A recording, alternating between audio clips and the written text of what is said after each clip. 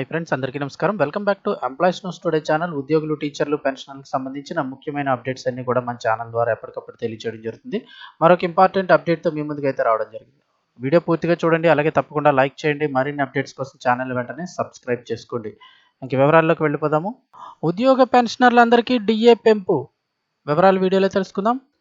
కేంద్ర ప్రభుత్వ ఉద్యోగులందరికీ కూడా ఉద్యోగ పెన్షనర్లందరికీ కూడా డిఏ 2% పెంపు. వివరాలు చూస్తే కేంద్ర ప్రభుత్వ ఉద్యోగులకు, పెన్షనర్లకు శుభవార్త అయితే వచ్చేసింది.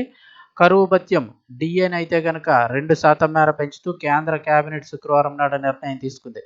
ఈ ఏడాది జనవరి 1 నుంచి అమల్లోకి వచ్చే ఈ పెంపుదలతో దాదాపు 1.15 కోట్ల మంది కేంద్ర ప్రభుత్వ ఉద్యోగులు, పెన్షనర్దారులకు లబ్ధి చేకూరనుంది.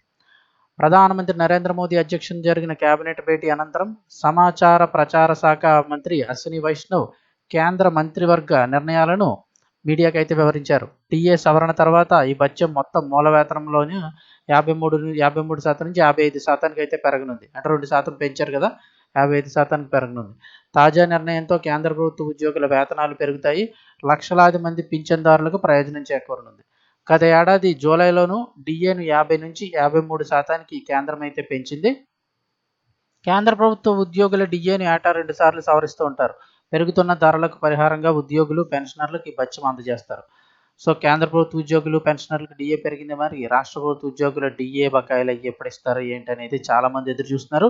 ఉగాది కానుకగా ఏమైనా ప్రకటిస్తారని ఎదురు చూస్తున్నారు. మరి దానికి సంబంధించి ప్రభుత్వం ఎటువంటి ప్రకటన చేయలేదు.